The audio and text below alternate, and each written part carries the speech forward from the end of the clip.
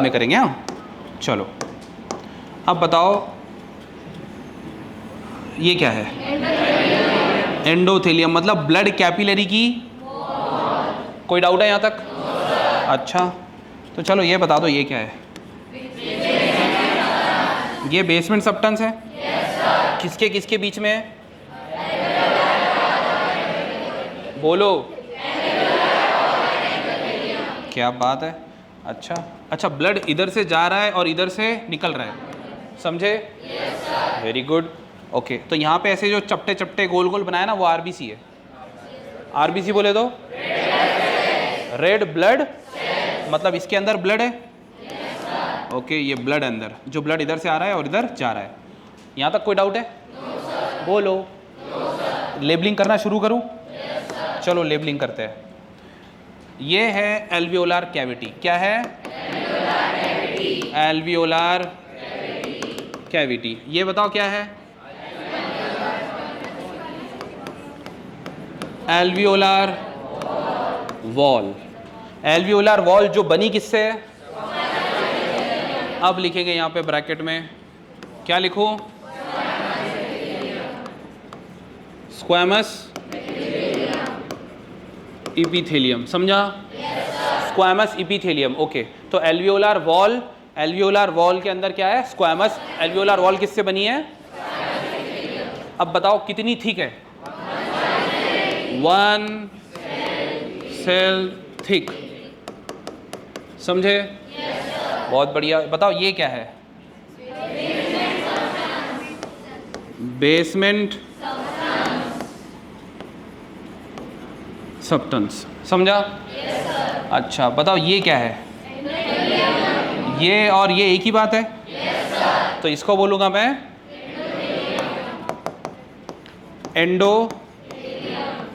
Endothelium मतलब wall of blood capillary. तो bracket में लिख देता हूँ वॉल ऑफ ब्लड। समजलं का? जर डाऊट असेल तर विचारा। इज दिस कडेबल? समझेबल? समजून राहिला का नाही? ओके जर कळलं असेल तर हे अरे इधर इधर बेटा, अभी दांत नहीं दिखाने का टाइम है उसका, रुक।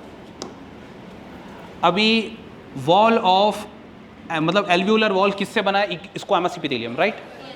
तो एंडोथेलियम मतलब वॉल ऑफ, ये किससे बना है? एग्जैक्टली तो एंडोथेलियम भी बनता है स्क्वैमस इपिथेलियम से। वहां लिखा नहीं है लेकिन मैं बता रहा हूं, स्क्वैमस इपिथेलियम। अब इपिथेलियम को वहां पर लगने के लिए वहां पे मेम्ब्रेन होती है, बेसमेंट मेम्ब्रेन। तो बेसमेंट मेम्ब्रेन के ऊपर ही तो बनेगा ना, इसीलिए वहां पे बेसमेंट सब्सटेंस भी है। गुड। क्या यहां तक क्लियर है? क्या मैंने कुछ भी अभी तक नया पढ़ाया? क्या तुम्हें एल्वियोलर कैविटी क्लियर है? एल्वियोलर वॉल क्लियर है जो स्क्वैमस इपिथेलियम से बनी है, जो 1 सेल थिक है। उसके बाद में बेसमेंट सब्सटेंस होता है। उसके बाद में जो ब्लड कैपिलरी की वॉल है वो उसको एंडोथेलियम बोलते हैं। एंडोथेलियम मतलब वॉल ऑफ ब्लड कैपिलरी होती है, वो भी स्क्वैमस इपिथेलियम से बनी है। यहाँ तक कोई डाउट है? अब बताओ क्या तुम्हें समझ गया? अब इधर से आएगा कौन? ऑक्सीजन। जाएगा कौन? CO2। समझा? कितने लोग इसको बिना देखे बना सकते हैं? याद हो गया क्या? ठीक है, बस हाथ नीचे करो। अब देखो, अब NCERT पढ़ेंगे। क्या पढ़ेंगे? क्या है तुम्हारे पास? हाँ तो उधर देखना बंद करो, इधर देखो। ओके तो सबसे पहली बात हमने क्या पढ़े थे लास्ट टाइम पे कि भाई देखो सोल्यूबिलिटी ज़्यादा होती है, इसीलिए वो सोल्यूबिलिटी जो है ना उसके पर unit difference in partial pressure के हिसाब से काम बनता है। तो इसीलिए किसका हायर है? बेटा CO2 का हायर है, दैट ऑफ ऑक्सीजन। समझा? ओके मतलब सोल्यूबिलिटी भी ज़्यादा है, डिफ्यूजन पावर भी ज़्यादा है। सोल्यूबिलिटी किसकी ज़्यादा है? फिर से पूछ रहा हूं मैं, सोल्यूबिलिटी ऑक्सीजन की ज़्यादा है? ऑक्सीजन या CO2 दोनों में से सोल्यूबिलिटी किसकी ज़्यादा है? CO2। कितनी ज़्यादा है? अब एक मिनट, हाँ ये हो गया, यहाँ पे कॉमा भी आ गया, नया स्टेटमेंट शुरू हो रहा है। The amount of CO2 that can diffuse through the diffusion membrane per unit difference in partial pressure is much higher. मतलब जो that can diffuse through the membrane, मतलब diffusing power much higher compare to that of O2। मतलब बताओ diffusing power भी किसकी ज्यादा है? अब समझा? तो मच हायर है, कितनी है वो तो नहीं बोला, मतलब पर unit difference in the partial pressure is much higher. किसका? CO2 का, देन O2। समझ लो? मतलब सोल्यूबिलिटी भी ज्यादा है, कितनी है वो लिखा है, डिफ्यूजन पावर भी ज्यादा है, कितनी है वो लिखा नहीं, बस मच हायर बोल दिया। समझा? क्या तुम्हें समझा? क्या दोनों पॉइंट समझ गए? आगे मैं बढ़ सकता हूं? थोड़ा सा गुजराती निकल गई। The diffusion membrane is made up of 3 major layers. Diffusion membrane 3 अलग अलग लेयर से बनी है, जिनका नाम thin squamous epithelium of alveola है एक, दूसरा पढ़ रहा हूं the endothelium of alveolar capillary 2, और दोनों के बीच में जो रहती है the basement substance, that is basement membrane या basement substance composed of thin basement membrane. ठीक है, सपोर्टिंग द स्क्वैमस इपिथेलियम, हमें पता है स्क्वैमस इपिथेलियम को सपोर्ट करने के लिए वहां पे बेसमेंट मेम्ब्रेन होती है, and the basement membrane surrounding the single layer epithelial cells of capillaries. Okay, in between them, तो बताओ बेसमेंट मेम्ब्रेन किसके बीच में है? Alveolar wall and endothelium of blood capillary. फिर से पूछ रहा हूं, बताओ बेसमेंट मेम्ब्रेन किसके बीच में है? तो सीधे सीधे लिख देना था ना, थोड़ा सा ट्रिकी लग रहा है ना पढ़ने के बाद? हमने जो पढ़े कितना इजी लग रहा था? जानबूझकर थ्योरी को ऐसे बनाया गया है सो दैट थ्योरी पार्ट पे क्वेश्चन बने, समझे? तो जानबूझ के एनसीईआरटी को टेढ़ा लिखा है, लेकिन तुम्हें तो समझ रहा है ना? That is important. तुम्हें समझ रहा है क्या? देखो फिर से देखते हैं, क्या तुम्हें यहां तक समझ में आ गया कि भाई ये जो डिफ्यूजन मेम्ब्रेन है, जो डिफ्यूजन मेम्ब्रेन है वो 3 मेजर लेयर से बनी है? बहुत बढ़िया। पहली लेयर थिन स्क्वैमस इपिथेलियम हमने डायग्राम में बनाए। ओके, हमें पता था थिन है क्योंकि 1 सेल थिकनेस थी ना उसकी, अगर 1 सेल थिक होगी मतलब बहुत थिन होगी, इसीलिए उन्होंने थिन बोला। समझ गए? अच्छा, endothelium of the alveolar capillary, ये भी हमें पता है। अब दोनों के बीच में क्या होता है? तो बेसमेंट सबटेंस को देखो क्या लिखा, बेसमेंट सबटेंस लिखा, ब्रैकेट में लिखा composed of thin membrane basement membrane supporting the squamous epithelium. मैं तुम्हें पहले ही बोल चुका हूं कि भाई ये बेसमेंट मेम्ब्रेन है, ये स्क्वैमस इपिथेलियम है, इसको सपोर्ट करने के लिए बेसमेंट मेम्ब्रेन होती है। अरे बोलो ना। एक मिनट, मैं पहले ढक्कन अच्छे से बंद कर दूं। ये कौन सी लेयर है? अरे ये बॉटल कौन सी लेयर है? Squamous epithelium. बोलो, ये बॉटल कौन सी लेयर है? अब इसको सपोर्ट करने के लिए यहाँ पे ये पेपर क्या है? आम भाषा में अगर तुम किसी दुकान पे जाते हो, वहाँ पे गरम गरम समोसे बन रहे हैं, तुम्हारा मन हुआ खाने का, तुम बोल रहे हो भाई एक समोसा देना, डायरेक्ट समोसा हाथ में रख देता क्या तुम्हारे? पहले एक पेपर लेगा वो, फिर गरम गरम समोसा उठाएगा, कहाँ है समोसा? ये है, और फिर ऐसे करके देगा, ले बेटा खा ले, तो तुम पेपर खा लोगे और समोसा फेंक दोगे।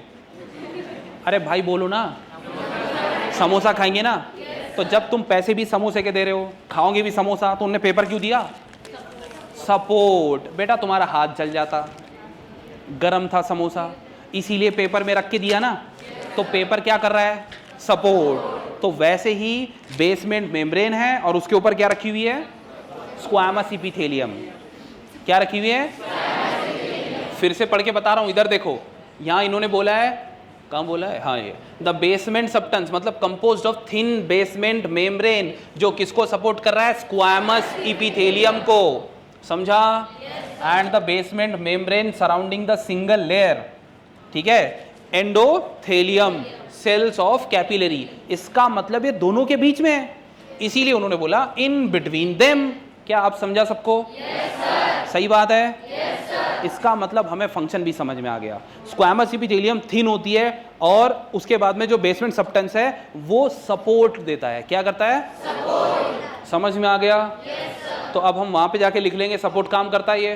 चलो बेसमेंट सबस्टेंस का भी हमें पता चल गया, बेसमेंट सबस्टेंस को बेसमेंट मेम्ब्रेन बोलते हैं, ये भी पता चल गया, समझा? कहाँ लिखा हुआ है? दिख गया? क्या ये भी थिन है? सब थिन है, कोई थिक नहीं है यहाँ पे, बिकॉज थिन होगा तभी तो डिफ्यूजन होगा ना। ओके, तो squamous epithelium thin, basement membrane या बेसमेंट सबस्टेंस थिन, एंडोथेलियम भी थिन। बोलो क्या यस सर? बोलो समझा? बोलो नहीं समझा? हाँ मतलब समझा। हाउएवर फिर भी इधर देखो, it's total thickness is much less than a millimetre.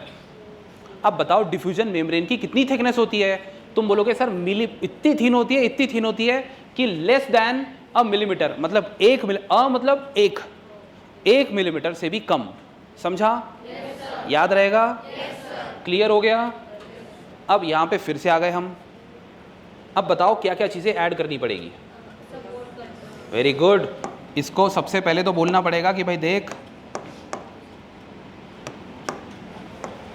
Basement substance को बेसमेंट मेम्ब्रेन भी बोलते हैं, तो लिख दूं स्लैश करके? क्या लिखूं? बेसमेंट। सब लोग क्यों नहीं बोल रहे? बेसमेंट। बेसमेंट क्या करता है? सपोर्ट। लिख दिया मैंने? बहुत बढ़िया। अब बताओ कि ये तीन लोग मिलके क्या करेंगे? इधर देखेंगे, इधर डिफ्यूजन बोल रहा है पागल। अरे रुको ना यार, तीन लेयर है, लेयर नहीं बनाएंगे, मेम्ब्रेन बनाएंगे।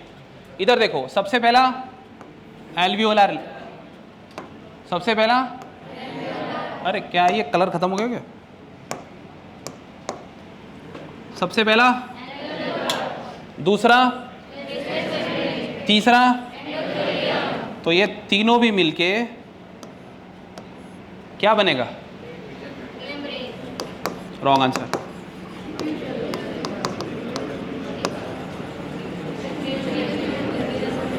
मेम्ब्रेन कौन सी? क्या तुम्हें समझा? क्या कोई डाउट है? बताओ फिर कितनी लेयर को मिलके, मेरे को पहले कंप्लीट तो कर लें, तो कितनी लेयर को मिलके डिफ्यूजन मेम्ब्रेन बनती है? अच्छा ठीक है, डिफ्यूजन मेम्ब्रेन की थिकनेस बोलो। थिकनेस के सामने लिखना पड़ेगा लेस देन। ये लेस देन है क्या? अरे ये तो ग्रेटर देन का साइन है ना। अच्छा ये लेस देन का है क्या? Less than 1 millimetre. समझा? तो ये लेस देन याद रहेगा? उससे अच्छा लिख लो ना यहाँ पे लेस देन। तुमने लिख लेना, मैं नहीं लिख रहा, मैं यही लिखूंगा। समझे? लेस देन 1 मिलीमीटर किसकी थिकनेस है? कितनी लेयर से मिलके बनता है? पहली। ये थीन है क्या? अच्छा सभी थीन है, इसीलिए ये भी थीन यहाँ लिख देता हूँ। एक तो समझ में नहीं आ रहा मेरे, ये ख़त्म क्यों हो गया? कलर ही ख़त्म हो गया अपना। इसको लिख देता हूँ थिन, मतलब ये भी थिन। अच्छा बेसमेंट मेम्ब्रेन ये भी थिन, एंडोथेलियम भी thin, thin thin thin thin thin thin thin thin, सब थिन है। क्या तुम्हें समझ में आ गया? एनी डाउट हो गया? कोई डाउट नहीं है? ठीक है।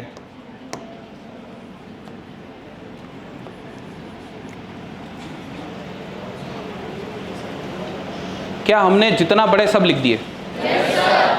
कोई डाउट है? तो सबसे पहले डायग्राम बनेगी, फिर एल्वियोलर वॉल लिखेंगे, स्क्वैमस एपिथेलियम से होती है, 1 सेल ठीक है, मतलब बहुत थीन है। फिर बेसमेंट सबस्टेंस है, बेसमेंट मेम्ब्रेन भी बोलते हैं उसको, वो सपोर्ट करता है। फिर एंडोथेलियम है, मतलब ब्लड कैपिलरी की वॉल है, वो भी थीन होती है। समझ में आ रहा है? तो एंडोथेलियम भी स्क्वैमस एपिथेलियम से बना है और एल्वियोलर वॉल भी स्क्वैमस एपिथेलियम से बना है। समझ गए? 3 लेयर बना के क्या बना? मतलब diffusion membrane is made up of कितनी लेयर? कितनी लेयर्स? ये 3 लेयर से बनती है। 3 लेयर तुम्हारे सामने है। और 3 लेयर से बनने के बाद इसकी थिकनेस कितनी है? आवाज़ ही नहीं आ रहा, समझा? क्या कुछ बाकी रह गया?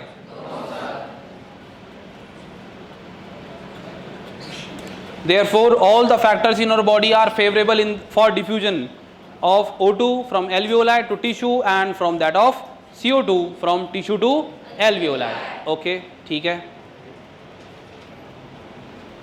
तो बोल रहा है फिर इसीलिए ये सब इनका अरेंजमेंट ही ऐसा है, तो इसीलिए ये कैसे है? कंडीशन फेवरेबल है। तो देखो यहाँ क्या लिखूंगा अब मैं, क्या तुम देख रहे हो? देखते रहो। ये है O2, ये कहाँ जा रहा है? ब्लड में। O2 आ गया ब्लड में, ओके। ये